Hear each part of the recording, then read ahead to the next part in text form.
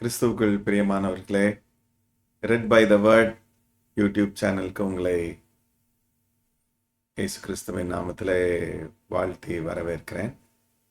இந்த நாளிலும் தொடர்ந்து நாம் பரிசுத்த ஆவியானவரை கனப்படுத்தி வெற்றியுள்ள வாழ்க்கை வாழத்தக்கதாக நாவினால் துக்கப்படும் ஆவியானவர் என்கின்ற தலைப்பிலே தியானிக்க இருக்கிறோம். நீதிமொழிகள் 18:21 இவ்வாறாக சொல்லுகிறது: மரணமும் ஜீவனும் நாவின் அதிகாரத்தில் இருக்கும், அதில் பிரியப்படுகிறவர்கள் அதன் கனியை புசிப்பார்கள். மரணமும் ஜீவனும் நாவின் அதிகாரத்தில் இருக்கும். ஸோ இந்த நாவு நமக்கு ஜீவனையும் மரணத்தையும் கொண்டு வர முடியும். நம்ம பேசுறது நமக்கும் சரி, மற்றவர்களுக்கும் சரி. நாவினால் சுட்ட புண் ஆறாதுன்னு சொல்லுவாங்க. அடிச்சிட்டா கூட அது மறைஞ்சிரும் கொஞ்ச நேரத்துல. ஆனா இந்த நாவினால் சுட்ட புண் ஆறாது அப்படின்னு சொல்லிட்டேன். ஸோ இந்த நாவு செய்கிற காரியங்கள், பேசுகிற காரியங்கள், பேச தூண்டுகிற காரியங்கள் ஆவியானவரை துக்கப்படுத்துகிறதா இருக்கலாம். யாக்கோபிலிருந்து உங்கள் முன்பதாக ஒரு 6 வசனங்களை வைக்க விரும்புகிறேன். யாக்கோபு 3:5-10 வரைக்கும் உள்ள வசனங்களை உங்களோடு கூட பகிர்ந்து கொள்ள விரும்புகிறேன். அப்படியே நாவானதும் சிறிய அவயவமாயிருந்தும் பெருமையானவைகளை பேசும். பாருங்கள், சிறிய நெருப்பு எவ்வளவு பெரிய காட்டை கொளுத்தி விடுகிறது. நாவும் நெருப்பு தான். அது அநீதி நிறைந்த உலகம். நம்முடைய அவயவங்களில் நாவானது முழு சரீரத்தையும் கரைப்படுத்தி ஆயுள் சக்கரத்தை கொளுத்தி விடுகிறதாயும் நரக அக்கினியினால் கொளுத்தப்படுகிறதாயும் இருக்கிறது. சகலவிதமான மிருகங்கள், பறவைகள், ஊரும் பிராணிகள், நீர் வாழும் ஜந்துக்கள் ஆகிய இவைகளின் சுவாபம் மனுஷ சுவாபத்தால் அடக்கப்படுவதும் உண்டு. நாவை அடக்க ஒரு மனுஷனாலும் கூடாது. அது அடங்காத பொல்லாங்குள்ளதும் சாவுக்கு ஏதுவான விஷம் நிறைந்ததுமாயிருக்கிறது. அதனாலே நாம் பிதாவாகிய தேவனை துதிக்கிறோம். தேவனுடைய சாயலின்படி உண்டாக்கப்பட்ட மனுஷரை அதனாலேயே சபிக்கிறோம். துதித்தலும் சபித்தலும் ஒரே வாயிலிருந்து புறப்படுகிறது. என் சகோதரரே, இப்படி இருக்கலாகாது. ஸோ இங்க நாவை பத்தி ரொம்ப பாரத்தோட யாக்கோபு எழுதியிருக்கிறார். எதனால் ஆண்டவர் அவரை இப்படி உணர்த்தினார் அப்படின்னு நம்ம யோசிக்கலாம். மேபி நம்மளுக்காகத்தான். தேவனுடைய பிள்ளைகளாக இருக்கிற நமக்கு இந்த நாவை குறித்ததான தெளிவான உணர்வு வேண்டும். அதுல சொல்லப்பட்டதை போல நாவை அடக்க ஒருவனாலும் கூடாது, ஒரு மனுஷனாலும் கூடாது. மிருகங்களை கூட அடக்கிடலாமா? மனுஷனுடைய திறன்ல மிருகத்தை கூட அடக்கிடலாம், ஆனா நாக்கு அடக்க முடியாது அப்படின்னு போட்டு. நிச்சயமாய் மனுஷரால் கூடாதவைகள் தேவனால் கூட.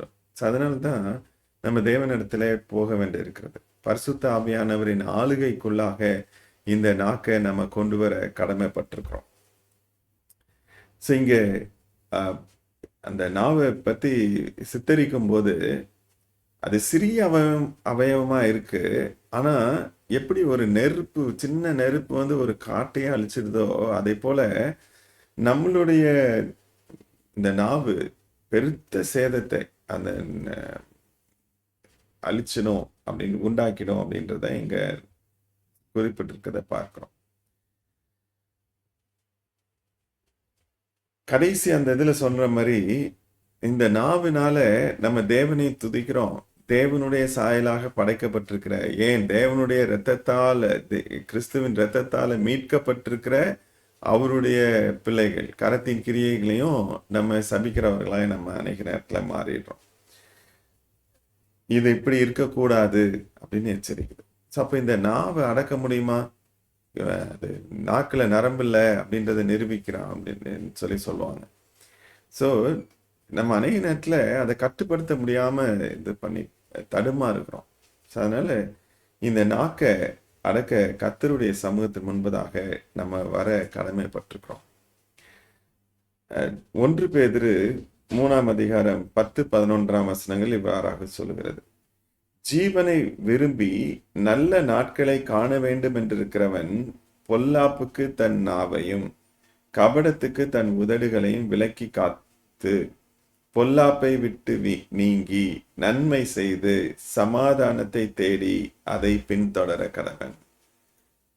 ஸோ ஜீவனை விரும்பி நம்ம நல்ல நிம்மதியா வாழணும் அப்படின்னு நினைச்சோம்னா நம்மளுடைய நாக்கை பொல்லாப்புக்கு விலக்கி பாதுகாக்க வேண்டும். நல்ல நாட்களை நாம் காண வேண்டும் என்று சொன்னார். நம்மளுடைய நாக்கை பொல்லாப்புக்கு நீங்கி நம்ம காத்துக்கொள்ளணும். ஸோ அநேக நேரத்தில் நம்ம ஜீவனை குறித்து நம்ம எவ்வளவோ இது பண்றோம். அவங்க நஷ்டப்படுத்திட்டாங்க, இவங்க கஷ்டப்படுத்திட்டாங்க, இவங்களால தான் இப்படி நான் ஆயிட்டேன் அப்படின்னு சொல்லிட்டு மற்றவர்களே நாம் குறை சொல்லிட்டே இருக்கிறோம். ஆனா இங்க வேதம் சொல்லுது, நீ ஜீவிக்கணும்னு விரும்புறியா, நல்லா ஜீவிக்கணும்னு விரும்புறியா, உன் நாட்கள் எல்லாம் நல்லா இருக்கணும்னு விரும்புறியா, உன் நாக்க பொல்லாப்புக்கு விலக்கிக்கும். அப்போ இந்த நாவு, இந்த சின்ன நாவு, நம்மளால அடக்க முடியாத நாவு, எல்லாவற்றையும் ஆளுகை செய்கிற தேவனுடைய கருத்துல ஒப்பு கொடுக்கப்படணுமா வேண்டாமா? நம்ம நாக்க பரிசுத்த ஆவியானவர் ஆளுகை செய்யணுமா வேண்டாமா? ஏன்னா நம்மளால கட்டுப்படுத்த முடியல. அதுலதான் நம்ம நிறைய டைம் நல்ல நாட்கள்னு நினைக்கிறோம். வரும் நல்ல நாள் எப்போ வரும்னு, அங்கேயும் இருக்கு, நம்ம நாக்குல தான் இருக்கு. நம்ம நாக்கு பொல்லாப்புக்கு விலக்கிட்டோம்னா நாட்கள் எல்லாம் நல்லது என்று வேதம் சொல்லுது. ஸோ இந்த நாளிலே ஆண்டவருடைய சமூகத்துல நம்ம நாக்க தேவனுடைய கருத்துல ஒப்பு கொடுப்போம். பரிசுத்தாவியானவரின் ஆளுகைக்குள்ள ஒப்பு கொடுக்கும். ஆண்டவரே, நீர் இதை ஆளுகை செய்தும் உங்களுடைய நாம மகிமைக்காக இதை நீர் ஆட்கொள்ளும் என்று சொல்லி ஒப்பு கொடுப்போம். கர்த்தர் தாமே மகிமைப்படுவாராக. கண்களை மூடி ஆண்டவரை நோக்கி பார்க்கலாம். எங்களை நேசித்து வழிநடத்தி வருகிற எங்கள் அன்பின் இரட்சகரே, தகப்பனே, உம்முடைய பொற்கரத்திலே இன்றைக்கு நாங்கள் கேட்ட இந்த வார்த்தைகளின் பிரகாரம் எங்கள் நாவை ஒப்பு கொடுக்கிறோம். எங்களுடைய நாவு உம்முடைய ஆளுகைக்கு உட்பட்டிருப்பதா, அதிலே மரணமும் ஜீவனும் இருக்கிறது என்கிறதை பார்க்கிறோம். அந்த நாவை அடக்க எங்களால் கூடாது என்கிறதை பார்க்கின்றோம். அந்த நாவில தான் ஆண்டவரே எங்களுக்கு நல்ல நாட்களும் ஒரு வெற்றியுள்ள ஜீவனமும் இருக்கிறது என்கிறதை நாங்கள் உணர்கிறோம். தகப்பனே, இந்த நாவை நீங்க பொறுப்பெடுத்துக் கொள்ளுங்க. நீங்க ஆளுகை செய்யுங்க. இந்த கல்வாரி இரத்தத்தால கழுவி பரிசுத்தப்படுத்தி சீர்படுத்தி ஆண்டவரே, அது எங்களுடைய ஜீவனையும் நல்ல நாட்களையும் கொடுக்கத்தக்கதாக ஆசீர்வதிங்க. பொற்கரத்துல விட்டு தருகிறோம். நீதாமே மகிமைப்படுவீராக. இந்த நாம மகிமைக்காக எங்களை முற்றுமுடிய அர்ப்பணித்தவர்களாக பெரிய காரியங்களை செய்யும் என்று சொல்லி உடைய கரத்திலே எங்களை ஒப்புவித்து இந்த விண்ணப்பத்தை இரட்சகராகிய இயேசுவின் நாமத்திலே ஏறெடுக்கிறோம். எங்கள் ஜீவனுள்ள நல்ல பிதாவே, ஆமென். கர்த்தர் தாமே இந்த வார்த்தைகளை நமக்கு ஆசீர்வதித்து தருவாராக. God bless you all.